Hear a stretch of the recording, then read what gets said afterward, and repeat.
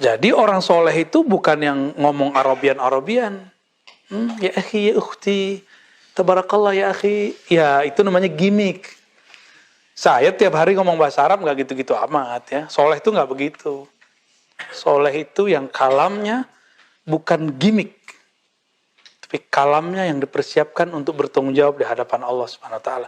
Bukan supaya disebut akhi ukhti, ya. Bukan supaya disebut orang hijrah. Enggak.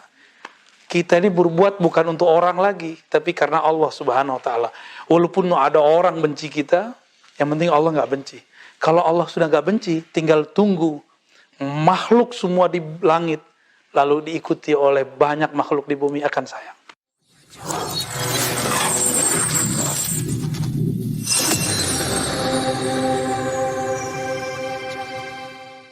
Beliau ngambil ilmunya dari Ibnu Asakir. Silafi Ibnu Asakir itu seperti Syekh Yasin sama Syekh Ghumari. Kalau orang ngerti hadis, Syekh Yasin Al-Fadani semua riwayat hadis kitab nama dia. Syekh Ghumari selain riwayat kitab, dia menguasai isi kitabnya. Syekh Yasin juga sama, cuma beliau tinggal di negeri yang tidak mungkin banyak berbicara. Ya. Jadi apabila rapi zahir plus batinnya, sara sufiyan adiban. Sufi yang adib. Kalau sufi yang faqih gimana? Ketat. Oh banyak sufi yang faqih. Di Jawa itu kebanyakan sufi faqih. Banten, antum pakai celana aja, masalah itu. Suladab. Sholat pakai baju lengan pendek. Apalagi ente di rumah sholat pakai baju kaos. Ya. Itu bagi dia nggak beradab bener itu. Ya, sufi-sufi yang faqih. Ada sufi yang faqih. Kalau yang versi kita banyak di Sumatera itu, habis sholat Jumat dia ulang lagi sholat Jumat. Bukan sholat Jumat yang dia ulangi, sholat zuhur. Bagi dia untuk kehati-hatian sholat Jumat kita ulang. Karena menurut dia tidak mencukupi syarat dan rukun. Walaupun sebenarnya rukunnya sudah oke. Kehati-hatian. Masih ketemu nggak guru begitu? Saya punya guru yang begitu. Setiap Jumatan dia sholat dulu 4 rakaat. Kita tanya, ini sunat apaan nih Pak Kiai? Saya mengulang. Saya sholat zuhur.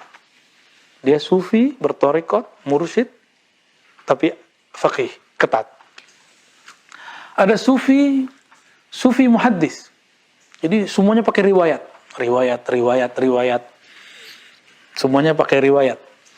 Yang penting ada riwayatnya, ada sanadnya. Rasa belakangan. Ya. Banyak nggak begitu? Banyak juga. Ada sufi haroki siasi juga ada. Ya. Sufi dan dia harokah. Pergerakan. Sebenarnya Hasan Al-Banna atau salah satu sufi yang pergerakan. Dan dia mengatakan dalam bukunya Ad-Da'wah wa Da'iyah, saya tidak mau berdakwah hatta akuna sufian. Sampai aku menjadi seorang sufi. Itu Hasan Al-Banna loh.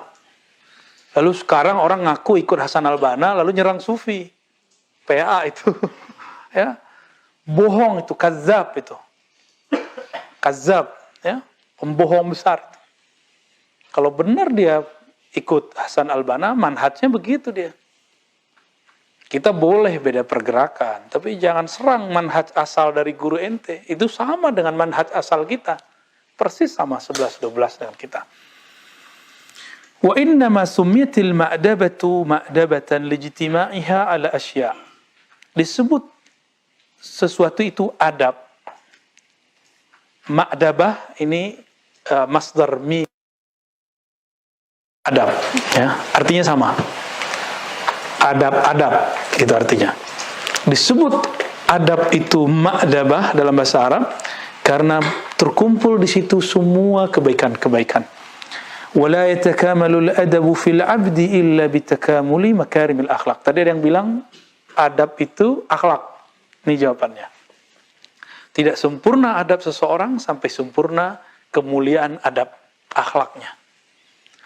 Jadi siapa yang disebut orang beradab? Orang yang akhlaknya bagus. Akhlak bagus itu jangan dibayangkan versi orang awam. Orang awam tuh suka beri-beri, suka senyum, suka ngasih, itu mah biasa. Adab yang bagus lebih dari itu. Masih ingat cerita Sariyas Sakti atau Sukati? Beliau punya toko, semua toko orang kebakar, toko dia enggak. Masih ingat gak ceritanya? Gimana? Terus orang cerita sama dia, Tuan Guru, semua toko kebakar di pasar, kecuali toko ente. Dia keceplosan kayak orang biasa, Alhamdulillah, toko gua selamat. Itu punya perasaan kata orang. Maka Sariyas Sakti, dia minta ampun kepada Allah dari kata Alhamdulillah. Jadi zikir itu belum tentu pas. Maka ada namanya taubatuz zakirin, taubatnya ahli zikir. Dia dari zikirnya dia tobat. Gimana menurut antum? Kita udah jelas maksiat masih nggak tobat-tobat juga. Mau udah jelas jahil belum tobat juga. Ini udah jelas dia zikir. Bagus gak nih? Hai, tokoku selamat, alhamdulillah. Tapi di mana adab akhlak dia di mana? Di saat semua orang kebakar dia baca alhamdulillah. Punya perasaan nggak dia? Nggak ada adabnya itu. Maka Imam Sariyas Sakti merasa dirinya tidak manusia. Merasa dirinya tidak lagi mempunyai adab. Maka dia istighfar 30 tahun sampai 40 tahun cuma karena satu alhamdulillah. Pernah nggak istighfar dari takbir kita yang salah takbir? Pernah nggak istighfar dari senyum kita yang nyengir gitu? Pernahkah kita istighfar dari baca Quran kita yang niatnya salah? Bawa tasbihnya niatnya salah. Ya banyaklah. Ya, beberapa waktu lalu takbir-takbir semua orang wajib diistighfarkan.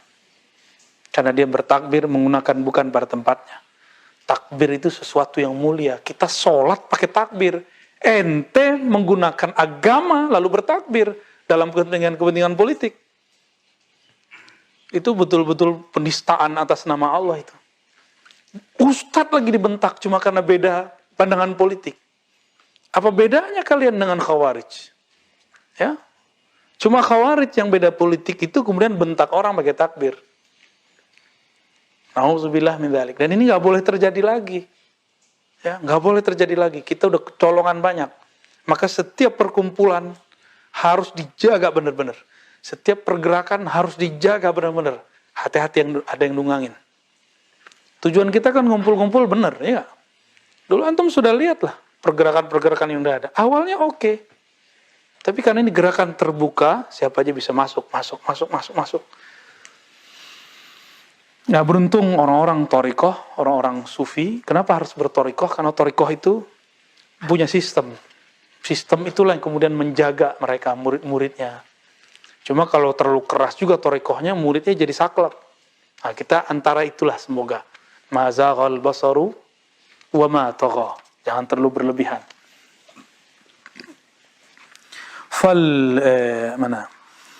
ومكارم الأخلاق مجموعة من تحسين الخلق فالخلق صورة الإنسان والخلق معناه. Kebagusan akhlak terkumpul dalam kebagusan khuluq. Khuluq ini adalah nilai yang ada pada khalq. Maka beliau mengatakan fal khalqu suratul insan. Khalq ciptaan itu adalah bentuk manusia. Sedangkan khuluq adalah maknanya, nilainya. Oke, teman-teman. Ada orang wajahnya luar biasa, menarik. Tapi ngomongnya kasar. Betah nggak temenan sama dia? Benar. Mobilnya bagus, bajunya bagus. Mukanya putih karena pakai cat. Pakai bedak. Dilihat kayaknya ketus. Gimana? Betah gak sama dia? Gak betah. Kalau dia gak punya duit, dia gak bisa nundukin orang. Duit aja nundukin orang, bukan akhlaknya. Jadi ciptaan ini ciptaan. Maka muka yang indah, muka yang bagus belum tentu akhlaknya bagus. Oke? Jadi jangan hanya sibuk membaguskan yang dipandang orang. Kan ini dipandang orang nih. Baguskan juga sesuatu yang dipandang oleh Allah. Muka dipandang oleh muka, wajah dipandang oleh wajah. Jadi kenapa ini disebut wajah? Karena tempat memandang. Ini definisi wajah. Kalau disebut wajah tu wajhiya lilladzi fataras samawati wal ard. Aku hadapkan wajahku. Itu wajah kolbu. Tempat menghadap Allah. Tempat Allah menghadap kepadanya. Maka di kolbu ada wajah. Tapi dia nggak pakai hidung kayak kita. Ya, nggak pakai mata kayak gini. Jika ini dibagus-bagusin, pakai pembersih nggak? Pakai bedak nggak? Kalian pakai bedak? Ganti kelamin aja ya. Gak usah cowok-cowok pakai bedak, bersih boleh, bagus. Kalau cowok itu kulitnya emang udah disetting oleh Allah kuat. Kalau perempuan ya beda, ganti apa? Ganti, udah langsung muncul. Ini jerawat bukan karena ganti itu ya. Dia muncul aja dia, karena kurang tidur ya. Jangan tersinggung yang pakai bedak, karena canda. Boleh kok cowok pakai bedak, tapi jangan berlebihan lah ya. Tersedih lagi teman kita yang pakai bedak cowok. Boleh nggak cowok pakai bedak? Tapi gimana gitu ya? Klimis. Bagus kalau ada cowok begitu berarti dia rapi. Kita bisa pastikan rumahnya rapi, bajunya rapi, ya higienis. Ya, dulu saya bawa tisu doang di tas, diketawain sama cewek. Mama mahasiswi, lah, lu bawa tisu, memang kenapa? Kan saya nggak pakai bedak, nggak pakai apa-apa ya. Kalau kepanasan, ternyata ada caranya juga beda tuh. Kalau cowok biasa begini, kalau rokiin begini dia, biar nggak gores katanya.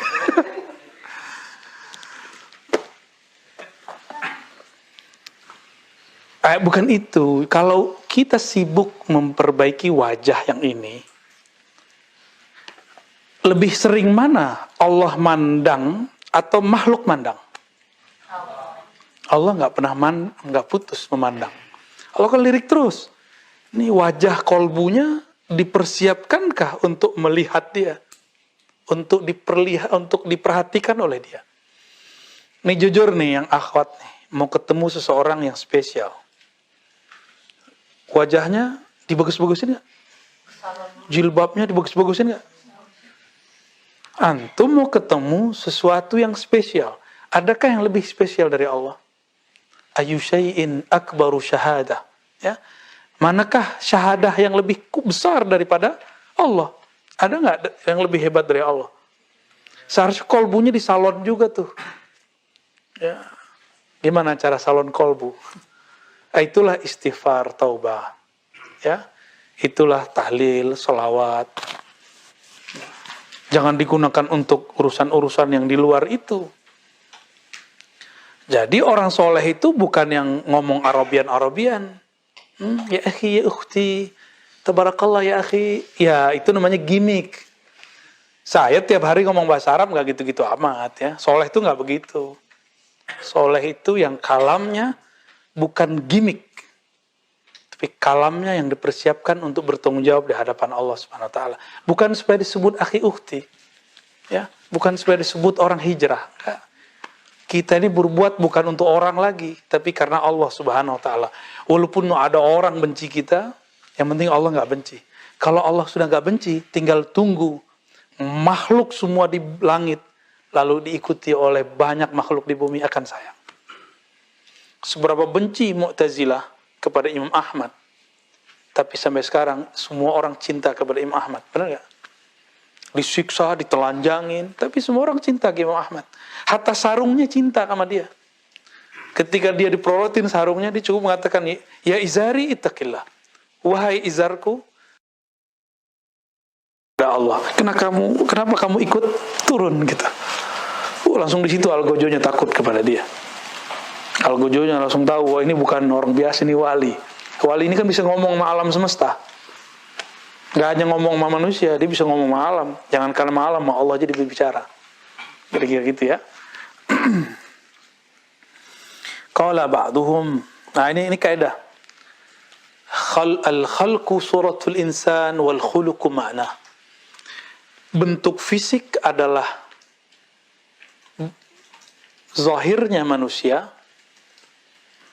sedangkan akhlak nilainya. Jadi nilai kita adalah akhlak. Pernah terkesan oleh seseorang yang sederhana nggak? Ternyata sambutan dia tidak sederhana. Pernah kecewa dengan orang yang wah kayaknya keren penampilannya, tapi mengecewakan sambutannya. Pernah? Ya, kira-kira seperti itu, ya. Qala ba'duhum al-khuluq al-khalqu la sabila ila taghrihi kal-khalq. Tidak ada cara kal-khuluq, ya. Tidak ada cara untuk merubah khuluq al-khalq, bentuk muka, kecuali ke Korea Selatan. Di zaman beliau kan Korea Selatan belum menjadi negara. Abad keberapa ini? Abad ke-6 ya? Ke-7, 632. Dia kan wafatnya 6 tahun sebelum Imam, atau 7 tahun sebelum Imam Ibn Arabi. Tidak ada cara untuk merubah bentuk fisik. Ini secara alami. Tapi ada cara untuk merubah akhlak. Jadi dari dulu Sufi itu, mursyid-mursyid mereka adalah dokter yang bisa membedah, dokter yang bisa merubah akhlak. Jadi operasi akhlak. Operasi plastik. Oplas. Nah, ini oplas akhlak dia bisa. Itu seorang mursyid. Pelan-pelan tuh bisa. Nggak bisa langsung. Ya, nggak bisa instan. Antum ini kan dulu mungkin pendendam. Habis ngaji di sini masih pendendam nggak? Masih? Ente baru sebulan sih, Cung. Gimana? Masih pendendam nggak? Dulu suka ngeremehin orang, sekarang masih suka ngeremehin orang nggak? Kalau ya berarti belum beres, pelan-pelan aja, ya. Dulu emosional nggak? Sampai sekarang masih, tapi udah nggak parah, berarti ada perubahan, pelan-pelan aja. Emang saya juga nggak ada emosi, saya juga ada emosi. Saya juga sedang merapikan itu. Dokter bisa sakit, sama mursyid juga bisa rusak. Kiai juga bisa rusak, walaupun, tapi dia tahu cara membersihkannya, membenarkannya, meluruskannya. Itu aja bedanya, ya. La tabdila li khalqillah, ya. Tidak ada perubahan bagi ciptaan fisik ini. Fal asah anna tabdil akhlaq mungkin maqdurun alai bi khilafil khuluq, bi khilafil khalq, ya. Maka yang tepat adalah merubah akhlak sangat mungkin, tapi merubah khalq, bentuk fisik, tidak mungkin. Hassinu, kata Nabi SAW, hassinu akhlaqakum, perbaiki akhlak kamu. Nah, hassinu ini proses. Jadi kalau saya menerjemahkan, berusahalah kamu atau berproseslah kamu dalam memperbaiki akhlak. Suka ngomel nggak? Suka ngomel nggak? Kita di organisasi atau di satu komunitas, ada yang memimpin. Dia mengatakan sesuatu nggak cocok dengan nafsiyah kita. Gitu nggak? Kalau itu terjadi, ya berarti masih proses. Ya, masih proses. Ya, kemarin kita ke Mabes TNI, ya. Saya tanya, Bapak anggota TNI, tuh macam-macam, yang perwira, ada yang di bawahnya, ada yang bintara dan segala macam. Kalau hormat ke atasan, tulus nggak? Atau karena terpaksa, karena pangkat ente rendah? Senyum-senyum mereka, ya. Ternyata tidak sedikit yang hormat itu terpaksa. Siap, hormat, begitu aja. Berarti kalian belum ridho sama kerjaan kalian. Saya ngomong gitu aja. Udah jadi diri sendiri, terima keadaan kita. Antum nih sekarang masih punyanya motor. Udah, nikmati aja, nggak usah kemudian stres ngeliat teman kita udah beli mobil. Kok mobil gue begini ya, pengen mobil yang... Emang manusia itu mulia karena model-model yang dia pakai? Kan nggak juga, ya. Kita habis ketemu seorang pejabat kemana-mana pakai sendal jepit. Ajib, ya. وذلك أن الله تعالى خلق الإنسان وهيأه لقبول الصلاح والفساد وجعله أهلا للأدب ومكارم الأخلاق. Itulah rahasianya. Allah Ta'ala menciptakan manusia lalu mempersiapkan manusia itu dapat menerima as-salah wal fasad, baik dan buruk. Jadi kita ini ada suatu yang elastis dalam diri kita, bisa diciptakan kebaikan di situ juga keburukan. Jika demikian, maka manusia itu ada yang menjadi orang baik, ya ada yang jadi buruk, kira-kira begitu ya. Ya, ini kita loncat ya. Ada ayat wa nafsi wa ma sawwaha fa alhamaha fujuraha wa taqwaha. Qad aflaha man zakkaha wa qad khaba man dassaha. Dua ayat ini surah Asy-Syams ayat 7 8 dan kemudian 9 dan 10, 4 berarti ya. Menunjukkan bahwa nafs jiwa ini dipersiapkan Allah ada dua hal. Wa nafsi, demi jiwa dan apa yang telah Allah sempurnakan padanya. Maka Allah mengilhamkan kepadanya sisi buruknya, sisi baiknya. Ini banyak yang salah terjemah, dikira Allah lah yang mengilhamkan kebaikan dan keburukan. Itu keliru. Coba perhatiin kalimatnya. Fa'alhamaha fujuraha wa taqwaha. Dia mengilhamkan, memberitahu kepada jiwa, berarti setiap saat nafs kita bisa dialog dengan Allah.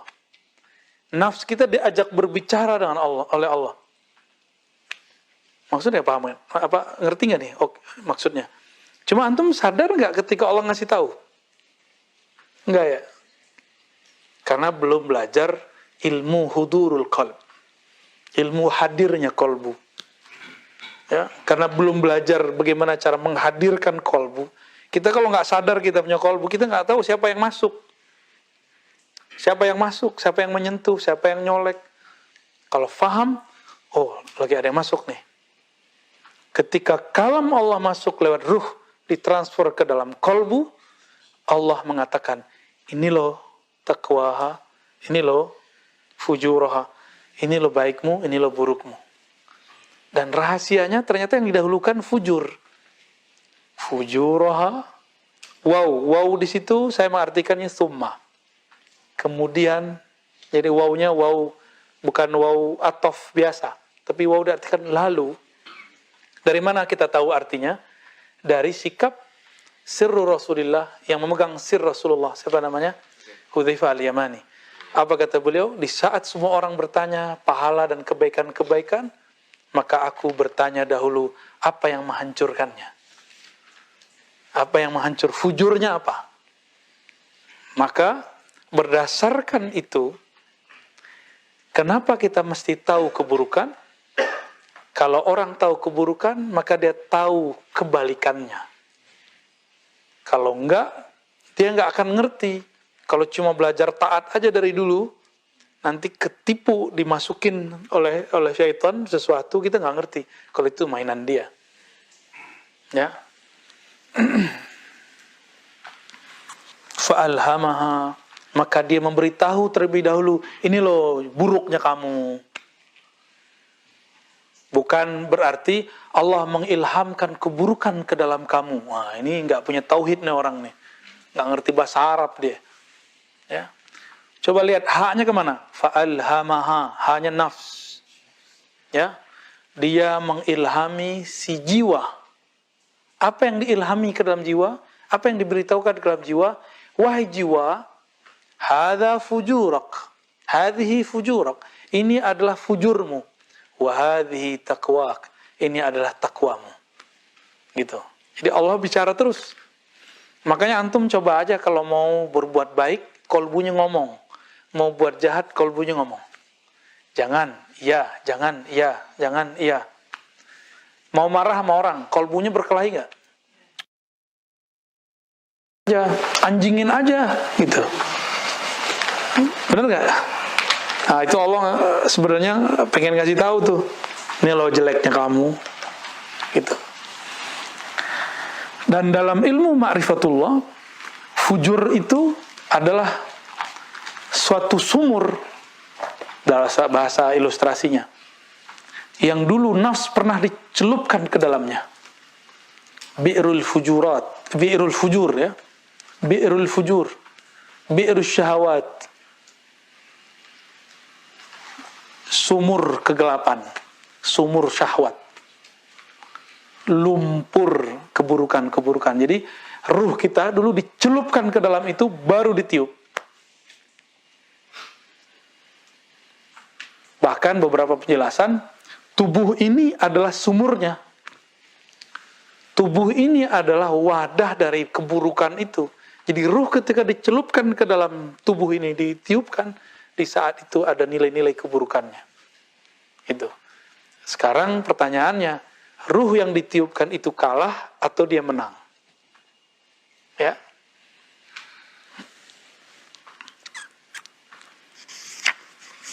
Jam 3 bangun. Terus tidur lagi. Nah, kalah dia. Ya. Gimana? Gitu nggak? Iya ya. Sama suah ya. Sama kita berarti ya. Duit nih udah mau keluar. Ngelihat si pengemis kayaknya wajahnya nggak ada wajah-wajah ini. Nggak soleh wajahnya, kayaknya suka mabuk nih. Nggak jadi, masuk lagi dia. Nah, itu fujur tuh. Udah nggak ngasih suuzon, tuh 2 kali dosa tuh.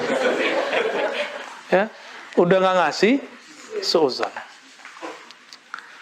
Fataswiyatuha bisalahiyatiha lisyai'ain jami'an. Maka taswiyah itu artinya kemampuan si jiwa menyerap 2 hal sekaligus, fujur dan takwa, baik buruk dan baik. Jadi kadang-kadang mending rusak dulu baru benar daripada benar dulu baru rusak.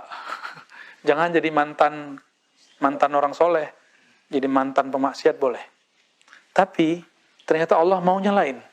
Allah maunya kita mantan dua-duanya. Kadang soleh, kadang benar, kadang gak benar, kadang maksiat. Begitu loh diputar-putar terus. Yang diuji ternyata satu. Kamu putus asa atau kamu merasa sok suci? 2 aja. Putus asa karena maksiat atau sok suci dengan taat? 2. Jadi diputar-putar terus sama Allah. Dalam kocokan itu ada yang mengerti apa yang sebenarnya terjadi, ada yang tidak mengerti apa yang sebenarnya terjadi. Yang putus asa dalam maksiatnya, dalam musibahnya, berarti Tuhan dia berubah-ubah. Tuhan dia lagi ada musibah, kan maksiat itu musibah batin. Jadi jika di alam ini ada erupsi gunung, ada gempa, ada banjir, maka dalam batin maksiat itulah banjirnya. Maksiat itulah gempanya. Coba rasakan antum maksiat dudukan kayak gempa loh badan itu. Benar gak? Orang sesekali kayak antum ini sesekali maksiat sama. Gitu juga orang maksiat sesekali taat, menggigil badan dia. Ya, coba lihat orang-orang baru tobat tuh tiba nangis aja dia. Jadi orang kalau nangis mulu bukan berarti dia soleh-soleh benar. Masa lalu dia gelap itu. Hah? فإذا تزكت النفس تدبرت بالعقل واستقامت أحوالها الظاهرة والباطنة وتهذبت الأخلاق وتكونت الآداب فالأدب استخراج ما في القوة إلى الفعل. Kita baca aja. وهذا يكون لمن رقبت السجية الصالحة فيه والسجية فعل الحق لا قدرة للبشر على تكوينها كتكون النار في الزناد إذ هو فعل الله المحض واستخراجه بكسب الآدمي. Nah, ini udah kayak filsafat, saya nggak usah baca ya. Lalu di situ ada hadis, Addabani Rabbi fa ahsana ta'dibi. Allah mendidik adabku dengan adab terbaik. وفي بعض الناس من يحتاج إلى طول الممارسة لنقصان قواد أصولها في الغريزة. Jadi supaya jadi benar, nggak bisa kan orang langsung benar. Makanya mu'alaf jangan langsung disuruh sholat, suruh dia kenal dulu siapa yang disembah. Makanya nanti bukan dia yang minta disuruh sholat, dia nanti minta itu sholat tuh gimana sih gitu. Pelan-pelan aja kita ya. Jangan mu'alaf sebelum puasa terus disuruh puasa langsung, jangan, biarin aja dulu. Ya, kayak anak kecil dulu puasa setengah hari, enggak. Boleh itu, enggak apa-apa.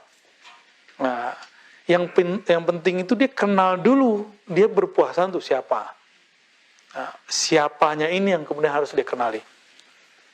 Jangan kebalik. Ya, dalilnya apa? Periode Mekah, periode Madinah.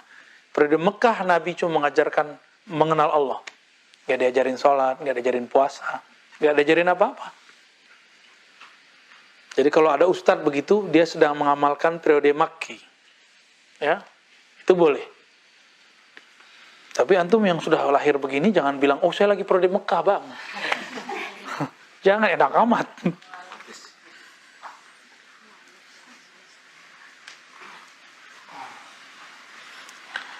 Falihada ihtajal muridun. Jadi karena mungkin dasarnya lemah, maka perlu proses. Ya. Oleh karena itu, ihtajal muridun ila suhbatil masyayikh. Itulah sebabnya kenapa murid-murid butuh suhbatul masyayikh. Butuh berguru kepada masyayikh. Litakuna suhbah wa ta'allum aunan ala istikhraj ma fi tabi'ati ila al-fi'li. Supaya dengan berguru itu, dengan ta'allum, ngaji itu kan, thariqatnya ngaji kan? Ya, suhbah, ta'allum, dua. Aunan dapat menjadi alat yang membantu dia mengeluarkan tabiat buruknya dari dirinya sendiri. Jadi kita berguru sama orang itu karena emang kita lemah. Kita butuh. Pohon kita nih, kita ibarat pohon. Ada benalu. Bisa nggak pohon dia membersihkan dirinya sendiri? Dia harus ada petani yang merawat, mematahkan si benalu. Ada yang matahin rantingnya benalu. Ada yang matahin sampai ke akar-akarnya, lalu dia semprot dengan obat tertentu, sehingga akarnya mati. Mana yang antum pilih? Tapi rasanya ketika dicabut itu, seperti kayak nyabut gigi. Sakitnya bukan main. Jadi mengeluarkan sifat pendendam itu perihnya bukan main. Dendam loh dikeluarin. Perih loh. Kita mau marah, marahnya disikat, dikurangin. Wah, itu luar biasa itu. Luar biasa. Atau antum nih nggak respect sama seseorang. Karena punya komunitas dulu yang nggak respect sama orang itu. Sekarang berguru sama orang itu gimana? Berat lah itu. Berat lah itu. Atau yang lebih berat itu teman kita, sekamar sama kita. Lo sekarang jadi ustadz. Apa kata orang? Dia dulu mulu nggak tidur mulu. Sekarang jadi ustadz. Gak percaya gue gitu. Paling gitu. Inilah curhatnya Imam Suyuti di kitabnya. Orang yang kenal engkau di masa lalu tidak akan menghargai engkau di masa sekarang. Kecuali dia berakal, dia punya kolbu. Ya. Apalagi adik kelas lagi kan, adik kelas di kampus, adik kelas di pesantren. Gengsi gue. Emang ilmu ma'rifat ini masalah kakak kelas adik kelas. Gak ada urusan kan? Gak ada urusan dengan itu. Ilmu zikrullah, ma'rifatullah gak diajarkan di pesantren. Maka antum punya adik kelas, alim dalam ilmu ma'rifatullah, berguru sama dia, walaupun dia adik kelas. Dulu musuh kita, tapi dia sekarang ngerti ilmu ini, berguru sama dia. Kemampuan kita mau merawat kolbu ini, biar dia gak ada emosional, biar gak ada pandangan-pandangan basyariah. Itu dahsyat. Hijab sudah kebuka satu. Itu hijab namanya. Ya. Ku anfusakum wa ahlikum nara. Qala Ibnu Abbas, faqihuhum wa addibuhum. Ada ayat surat Tahrim ayat 6. Ku anfusakum, jagalah dirimu dan keluargamu dari nar, dari neraka. Ibnu Abbas menerjemahkannya apa? Faqihuhum, berikan pemahaman kepada mereka. Mana nih? Fu'addibuhum, ya, dan berilah mereka pelajaran adab. Lah orang-orang Badung kayak kita ngajarin anak, itu tambah Badung. Ya. Jangan pernah ngomong depan anak misalnya, kamu nakal ya, ntar saya masukin ke asrama, ntar saya masukin pesantren. Nanti dia punya masuk ke alam bawah sadar dia. Pesantren itu tempat orang nakal.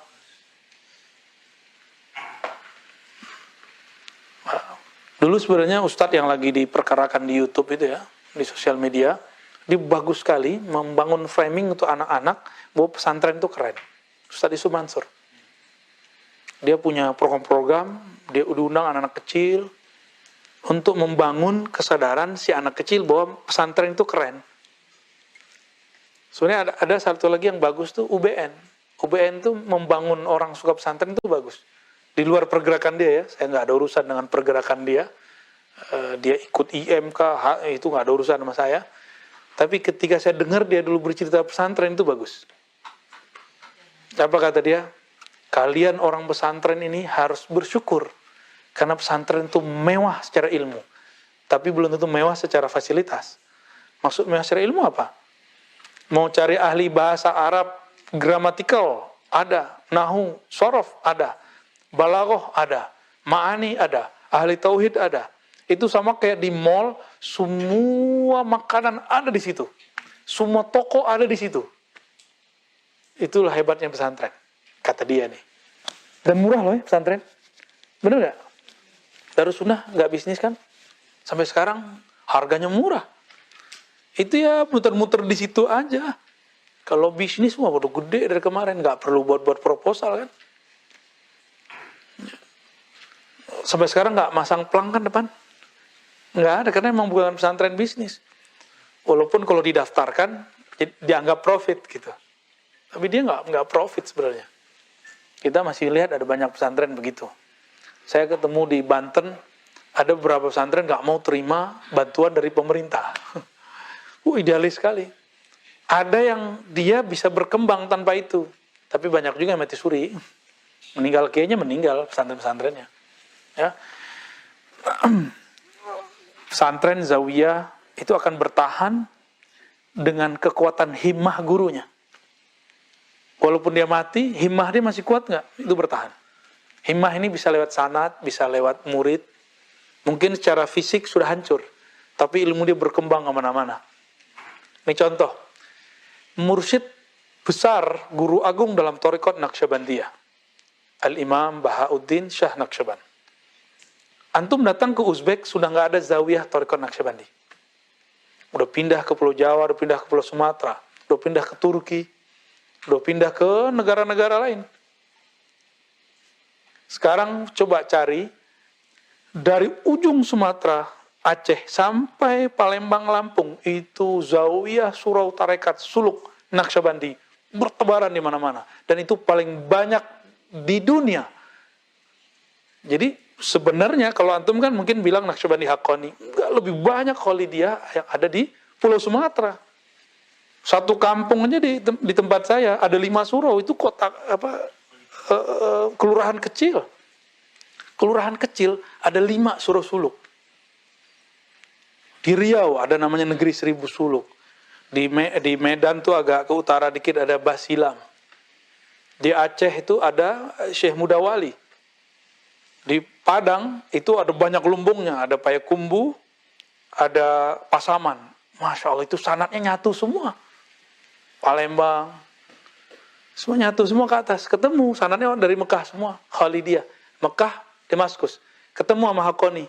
Haqqani kan juga Khalidiyah, tapi sudah ditajdid oleh Syekh Nazib, Syekh Abdul Faiz Ad-Dagestani. Paling banyak, nggak ada apa-apanya yang lain. Itu di mana-mana, sini. Cuma kan orang maunya impor, kan sanad aja impor, ya. Itu kan suka barang impor. Ya, kayaknya keren gitu kalau ngambil sanadnya ke Turki, ke Libanon, gitu kan. Keren ya? Bener. Sanad aja impor. Mau maksurat aja impor dulu dari Mesir kan. Impor dulu dari Hadramaut. Kayaknya nggak keren kalau baca maksuratnya Hadratus Syekh Hasyim Asy'ari. Ya. Kayaknya kurang keren ya kalau baca pendiri NW. Tahu NW? Nahdlatul Wathon. Itu kan keren juga tuh, panjang lagi, lengkap semua dari awal sampai akhir. Lengkap semua. Cuma karena emang kita ini otak impor, jadi semua jadi impor. Thariqat impor, zikir impor, sorban ente impor juga tuh ya, kopiah ente impor tuh. Itu sorban ini nih, Arifin nih kayaknya tuh. Itu kayaknya dalam negeri tuh. Ya Hamim ya, Jangan-jangan kopiah kita impor nih. Itu kopiah Cina tuh kayaknya. Made in Cina belakang itu. Bener? Jangan-jangan. Pergi ke Madinah, tasbihnya made in Cina. Bener nggak? Ini guide patah hati.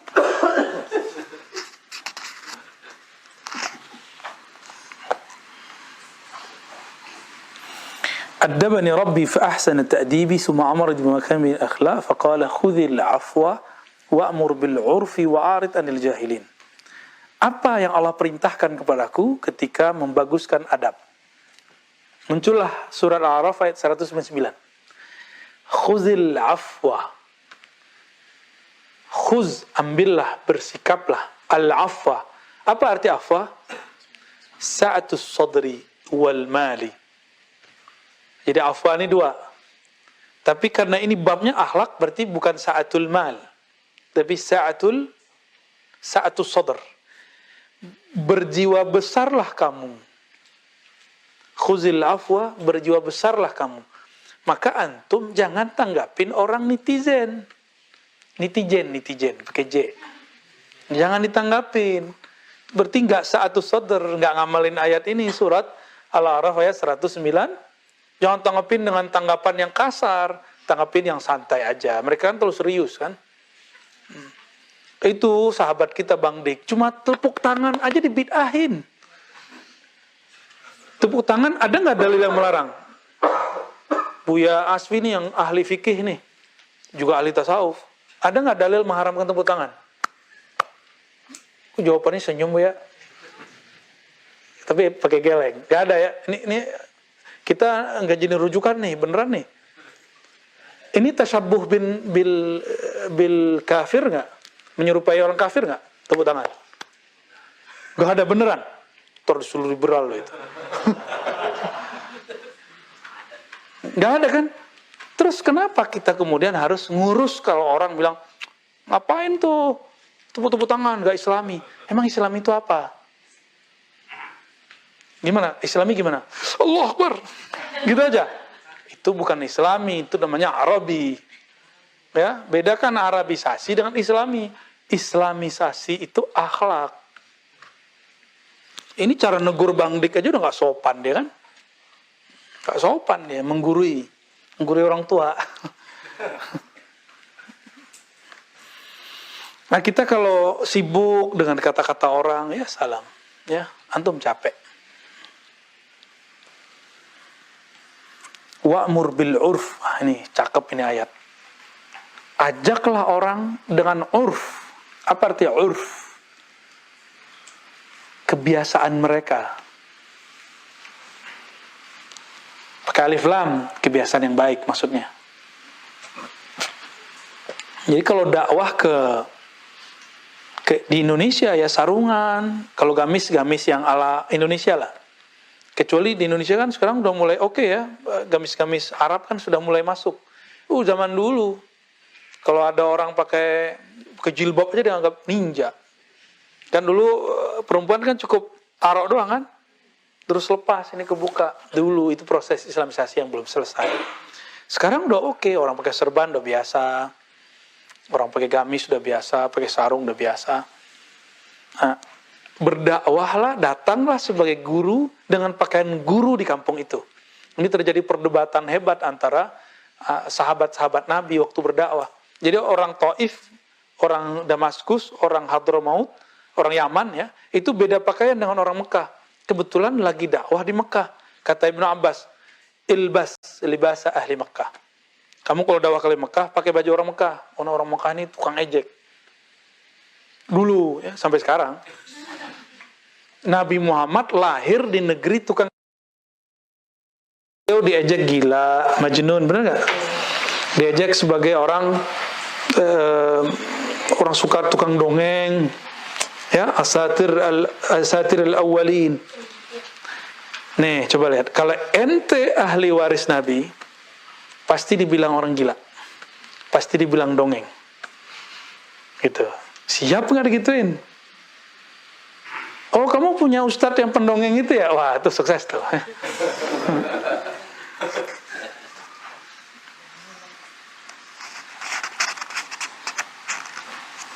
Wa'mur bil urf, ajaklah dengan urfnya mereka. Apa tradisi mereka ya? Mereka suka sholawatan, kita sholawatan dulu. Ini datang ke satu wilayah, mereka suka ziarah. Jangan sampai gak ziarah. Apalagi antum datang ke satu pesantren, ada kuburan pendirinya, ziarah dulu. Ya. Kalau nggak ziarah, cobain aja ntar ceramah. Ya, pasti ada kejadian sesuatu.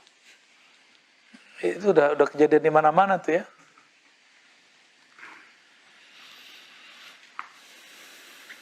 Qala wa'arid 'anil jahilin.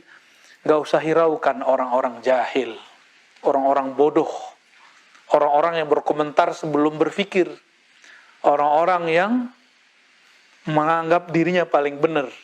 Itu orang jahil. Enggak usah ditanggepin, ya. Yang suka nanggepin siapa nih? Kalau nanggepin jangan kayak mereka, ya. Kalau antum nih punya sosial media atau tim riba, nanggepinnya yang elegan, dibawa canda aja. Dia lagi serius kita candain, nah itu bagus tuh, ya. Biasanya ke bawah, bener gak? Ke bawah. Jangankan antum, anehnya ke bawah. Qala Yusuf ibn al-Husain, bil adabi yufhamul ilm, wa bil ilmi yasihul amal, wa bil amal tunalul hikmah, wa bil hikmati yuqamuz zuhud, wa bil zuhdi tutrakud dunya, wa bil tarkid dunya yurghabu fil akhirah. وبالرغبة في الآخرة تنال رتبة عند الله تعالى. Ini maratib maqamat, tahapan-tahapan makom. Jadi kalau ngaji, ini kurikulumnya. Dengan adab, nah ada bab adab. Dengan bab adab, kamu akan masuk ke bab ilmu. Dengan bab ilmu, kamu akan masuk ke bab amal. Kalau amalmu sukses, baru dapat hikmah pelajaran. Kalau hikmahnya sudah dapat, barulah mampu zuhud. Zuhud itu ketika semua fasilitas di tangan, tapi tidak pernah menyentuh kolbu. Dan dengan zuhud, tutrakud dunia. Dunia baru dapat engkau tinggalkan. Zuhud itu bukan berarti kita nggak boleh kaya. Zuhud itu kolbu tidak nyantol dunia, udah gitu aja. Maka zuhud ini bisa didapat orang kaya, bisa didapat orang tidak kaya. Tamak bisa ada pada orang miskin, juga ada pada orang kaya. Dengan meninggalkan cinta dunia, maka engkau akan masuk ke bab berikut, yaitu cinta akhirat. Dari cinta akhirat kamu faham bahwa bidadari, bidadara, makan minum, seks, syahwat, kenikmatan itu semua ternyata bukan itulah tujuannya. Tujuannya adalah yang di belakang itu, yaitu Allah Subhanahu wa ta'ala. Ada makanan banyak nih. Ada makanan banyak. Ada game. Yang lama dipegang mana? Makanan apa? Game. Tuh. Berarti kenikmatan imajinasi akal mengalahkan fisik. Kaki capek, kena macet, mau naik puncak. Tapi harapan mau tinggal di villa yang di hadapannya ada gunung-gunung. Itu membuat kita mau capek. Cuma mau melihat pemandangan yang indah. Adakah yang lebih indah dari wajhun Nabi sallallahu alaihi wasallam? Ada yang lebih indah daripada wajah Rabbun Nabi? Gak ada. Maka orang-orang sudah masuk sampai ke surga Firdaus, dia menikmati bidadari, bidadara, makanan, minuman, itu bukan karena dia ingin menikmati itu, tapi pelampiasan. Kok Allah nggak bisa juga ditemui? Rindunya bukan main. Orang kalau rindu gimana? Sakau. Itulah terjadi wali majzub. Wali majzub itu wali sakau. Wali lagi kecanduan cinta. Pernah ngeliat orang sakau nggak? Narkoba. Teriak-teriak nggak jelas, nyanyi-nyanyi. Kadang-kadang dia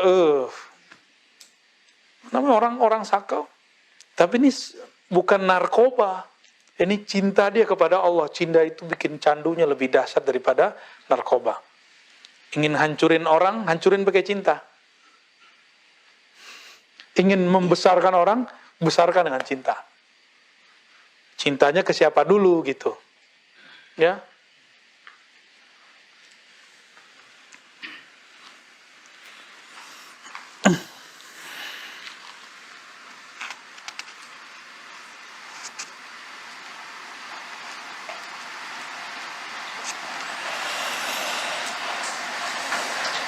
Nah, ini ada dialog. Qila lamma warada Abu Hafsin al-Iraq, jaa ilaihi al-Junayd, fara'a ashabu Abi Hafsin wukufan ala ra'sihi ya'tamiruna li amri la yukhti ahad minhum, faqala ya Aba Hafsin adabta ashabaka adab al-muluk, faqala la ya Aba al-Qasim walakin husnul adabi fi al-zahir inwadul adabi fi al-batin. Wah, ini kayak orang Jawa ketemu orang Sumatera nih ya. Saya kan orang Sumatera. Kami sama guru mursyid adabnya adab setara. Jalan depan kiai itu biasa, depan mursyid. Nyapa mursyid, jauh itu biasa. Benar nggak? Yang orang Sumatera. Oh, di Jawa mana ada begitu. Apalagi di Madura tuh, kampung antum Madura tuh. Insya Allah, Makia itu sangat betul-betul kayak adab rakyat kepada raja gitu. Di zaman-zaman kerajaan dulu.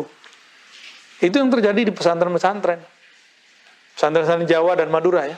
Saya lihat termasuk yang baru kita kunjungin Kalimantan Selatan ya. Barangkali di Lombok juga begitu, saya belum pernah ke sana. Saya baru ke NTT ya, belum ke NTB. Melihat kejadian seperti itu, melihat adab santri kepada kiai, Imam Junaid, kiainya Abu Hafiz, santrinya rapi sekali, kayak raja sama rakyatnya. Apa pertanyaan Imam Junaid?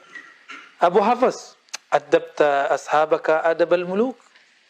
Kamu mengajarkan santri-santrimu adab para raja, adab kerajaan di istana gitu.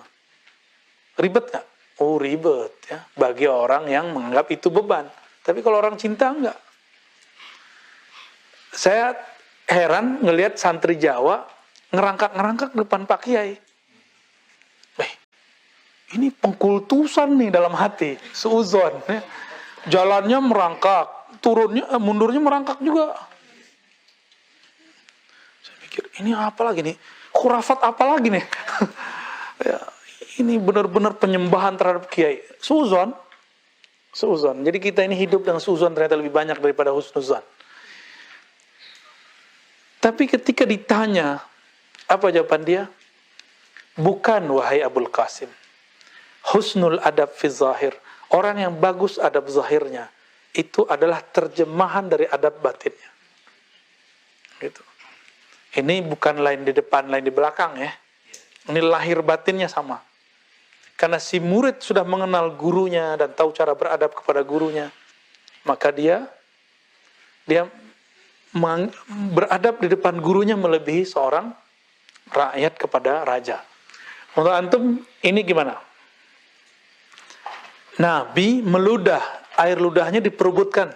Itu melebihi raja nggak? Melebihi raja. Kalau raja kan yang dibagi-bagi duit. Kalau guru gini aja tangannya udah bisa-bisa copot.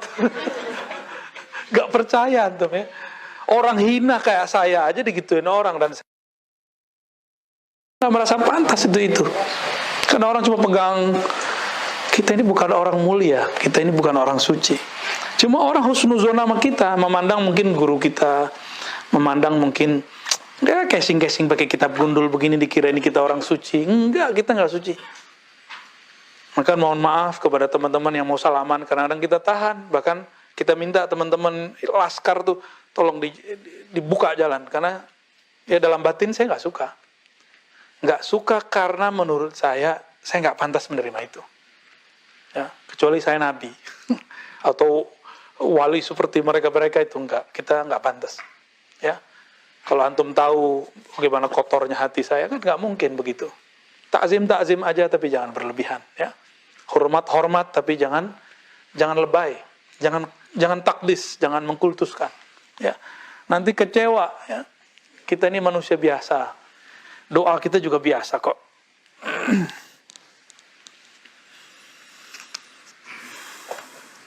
Qala Abu Husain An-Nuri, "Laisa lillahi fi 'abdihi maqam wala hal wala ma'rifah, taskutu ma'aha adabus syariah. Wa adabus syariah hilatu zahir wallahu ta'ala la yubihu ta'til al-jawarih min at-tahalli bi muhasin al-adab." Imam An-Nuri, ini Abu Husain An-Nuri nih. Tuh colek tuh, ya. Dia warisnya itu. Abu Husain An-Nuri itu ngomong, apa kata Abu Husain An-Nuri? Tidaklah mungkin ada adab hamba di sisi Allah, makom hamba di sisi Allah, hal atau ma'rifat yang membuat syariatnya gugur. Gak ada. Jadi kalau udah tinggi nih makomnya, terus dia nggak perlu syariat, tuh nggak ada. Tapi saya berkali-kali mengatakan, kalau engkau melihat ada orang tidak sholat, selama dia tidak ingkar sholat, maka jangan berprasangka buruk kepadanya. Gitu. Cuma kalau dia ngomong, untuk apa sholat? Kafir dia. Ya. Emang ada wali nggak sholat? Hah? Ada nggak wali nggak sholat? Ente salah lihat kali. Ya. Oh iya tuh, guru saya wali itu nggak sholat tuh. Antingan lagi. Kamu tuh kasat mata tuh, salah lihat itu. Sholat intinya apa sholat? Ingat Allah. Aneh mau tanya, ente kalau sholat nggak? Kalau dalam sholat nggak? Ngerti nggak pertanyaan? Sholat itu intinya zikrullah.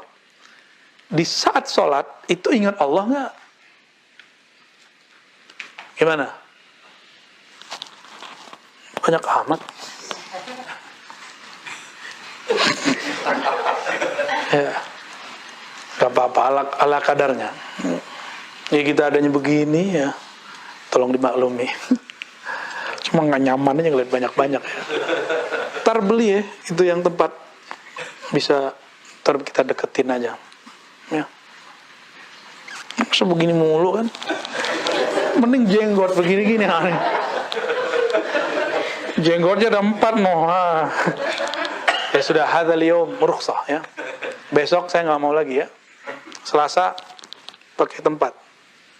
Ya. Masa orang podcast biasa-biasa aja tapi barangnya keren. Antum lagi ngomongin mutiara. Begini. Malu-maluin aja kita ya. Ya sudahlah. Kita baru sanggupnya segitu ya. Ya. Jadi kalau antum sholatnya masih ingat dunia, jangan bilang itu sholat. Itu belum sholat namanya. Ya, wali itu diamnya itu zikrullah. Dia setiap saat itu sholat. Jika Allah bukakan mata kita, satu nafas dia jadi nur. Ya, satu nafasnya jadi nur. Kalau Allah kehendak, nur itu Allah jasadkan. Jadi orang itu. Itu yang terjadi pada Uwais Al-Qarni. Ini kan kisahnya tertulis di kitab. Kita nggak ngada-ngada, nggak dongeng. Uwais Al-Qarni di rumah ngelawat ibunya. Tapi setiap nafasnya dia rindu kepada Allah yang memuliakan Ka'bah. Di saat itu dia Allah izinkan nur nafasnya ada di sana. Terlihat oleh orang-orang, loh kok ada Uwais? Itu hari tawaf ini, besok orang jalan ke Muzdalifah, ini orang di Mina, di wukuf ini kembali ke, begitu semua dia ingat. Di saat itu seakan-akan dia merawat ibunya, dia tawaf di rumahnya merawat ibunya. Ketika ibunya agak rewel dikit, dia melempar egonya. Itu kan Romyul Jamarat di situ. Ya. Jamarat sekarang kan beda. Kalau dulu kan separuh tutupnya gunung kan, belakangnya gunung. Sekarang sudah diratain, dibuat. Iya. Antum haji, ngelempar zahir, tapi batinnya nggak dilempar. Sama aja pulang-pulang jadi Haji Muhyiddin.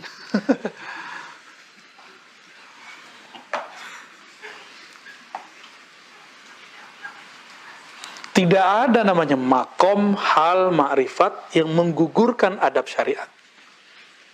Yang ada, kalau orang mabuk kena hukum nggak? Dia mabuk cinta nih, kena hukum nggak? Dia hukumi seperti orang gila. Dia bukan gila, maka dia tidak boleh dihukumi apa-apa. Ya, orang mabuk khamar aja bisa hilang kesadarannya. Ini bukan khamar fisik, ini khamar ruhani. Ya, makanya Maulana Rumi selalu menyebut ma'rifat itu khamar. Rumi nih, mahabbah, cinta itu disebut khamar. Mana anggurnya? Gitu. Apakah engkau sudah meneguk anggurnya? Itu anggur di situ diartikan itu cinta kepada Allah Subhanahu wa taala. Kalau ada di teks Rumi anggur, apalagi tua, itu bukan berarti artinya adalah secara syariat itu tua, bukan ya. Adabus syariah hilituz zahir. Adab syariat adalah pakaian zahir, dan Allah tidak membolehkan ta'tilul jawarih, menggugurkan tugas-tugas zahir dalam membaguskan akhlak. Maka tidak ada namanya, misalnya ini kalau orang tentara, dia bilang, saya hormat kepada bapak, tapi saya nggak ngangkat tangan. Diterima nggak sama atasannya? Ya, nggak. Saya cinta NKRI, tapi hormat ke bendera, syirik, tauhid. Nggak ada orang begitu ya, itu palsu. Kalau cinta NKRI, ya hormat ke simbol-simbol yang ada di NKRI. Kalau ada pesantren yang tidak membolehkan hormat ke bendera, hati-hati itu. Ya, itu musuh NKRI itu. Dia bawa agama untuk menghancurkan negara. Padahal agama itu kalau tambah kuat, seharusnya negara tambah kuat. Lalu sekarang orang bawa-bawa agama mau hancurkan negara ya, berhadapan dengan ulama-ulama semua.